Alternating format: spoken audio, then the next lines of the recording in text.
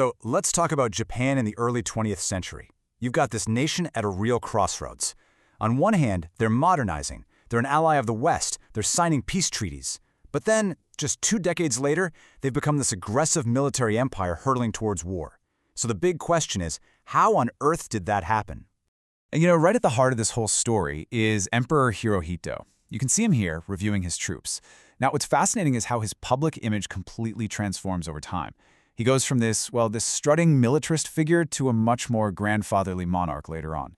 That ambiguity, that shift, it really captures the whole complex vibe of the era we're diving into. So yeah, that's the core question we're tackling here. How did this happen? It's a real puzzle, right?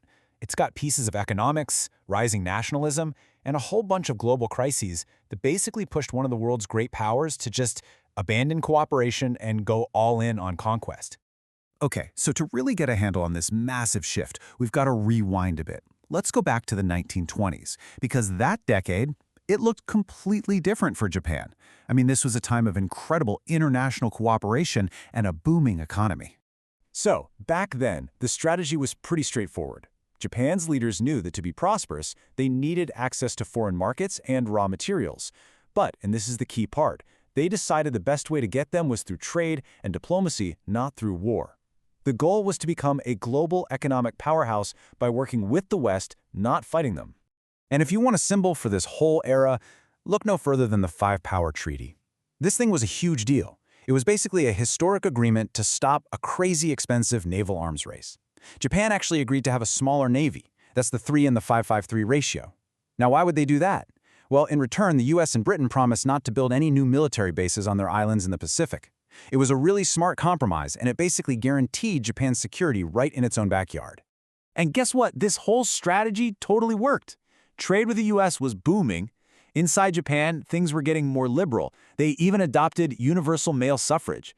They pulled their troops out of Siberia, which was a big signal that they were serious about peace. For a good while, this whole cooperative vibe created some real stability and a lot of prosperity. And when I say booming, I mean it. Just how deep was that economic connection? Get this. At the peak of the 1920s, a whopping 40% of everything Japan exported went to one single customer, the United States. 40%. This wasn't just some friendly diplomatic relationship, it was the absolute engine of Japan's entire economy. But then, everything changed. The world changed. A whole series of shocks from the outside started to tear down the very foundations of Japan's peaceful strategy. This created a huge sense of national crisis, and it gave a ton of power to the people who had been arguing for a different, more aggressive path all along. And the pressure just kept building, one hit after another. First, you have the U.S. passing the Japanese Exclusion Act in 1924, which was seen as a major racial insult. Then, boom, the Great Depression hits and just destroys global trade.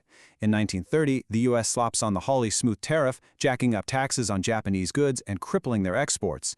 And as if that wasn't enough, at the exact same time, a newly unified China starts to push back against Japan's really important economic interests in Manchuria.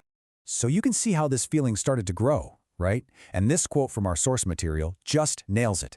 The expansionists, the militarists, they started making this argument that Japan was being boxed in on purpose. They're saying, look, the doors for peaceful trade are being slammed in our face. The doors for immigration are being slammed shut. Their conclusion? The only way out was to forget cooperation and just build their own self-sufficient empire. And that brings us to the real turning point. You've got a weakened civilian government, a public that's getting really anxious, and a faction inside the Japanese army decides, you know what? Enough is enough. It's time to force the issue and take matters into our own hand. And what they did was, well, it was incredibly cynical, but it was also brutally effective. So here's the playbook. In 1931, these mid-level officers over in Manchuria, they stage a tiny explosion on their own railway. Then they immediately turn around and blame it on Chinese terrorists. And just like that, they had the excuse they needed to launch a full-scale invasion.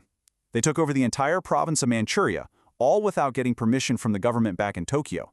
By 1932, they'd set up their own little puppet state there called Manchukuo. So how did the rest of the world react? Well, they barely did. The response was just so timid.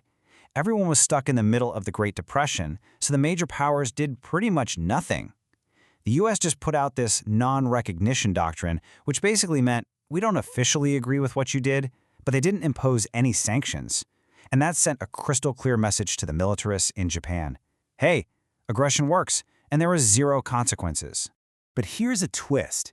Even inside the army, there was a major power struggle going on. You had two main groups. On one side, the Imperial Wave faction.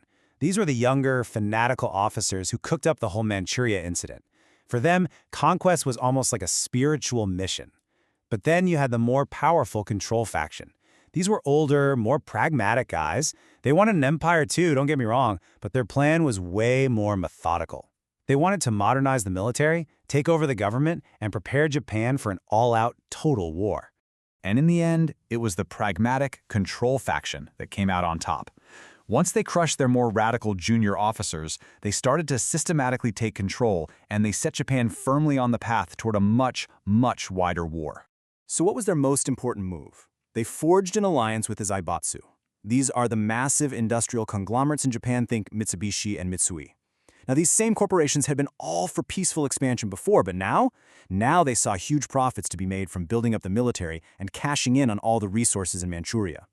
And just like that, a powerful military-industrial complex was born. And the results of this alliance? They were absolutely staggering. I mean, just look at this chart. In a little over a decade, Japan's industrial production didn't just grow, it quintupled.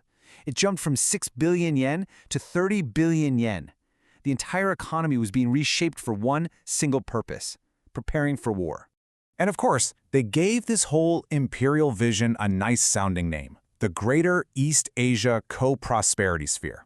The propaganda was, hey, this is going to be a big family of Asian nations, led by Japan, kicking out the Western colonialists. But the reality? It was all about creating a self-sufficient empire that was controlled by Japan for the benefit of Japan, period. From there, the final steps that sealed Japan's fate came really fast. In 1937, they launched a full-scale invasion of China. Then, in 1940, while Europe was completely engulfed in war, Japan made it official and allied with Nazi Germany and Fascist Italy by signing the Tripartite Pact. And that was it. The pivot was complete. Japan was now officially an Axis power. And all of this leads us to the final, absolutely critical question. By trying to build this empire in Asia, Japan put itself on a direct collision course with the United States. And why was that so dangerous? Because the US controlled the one resource Japan needed more than anything else: oil. So at this point, with everything that had happened, was a massive war in the Pacific truly inevitable?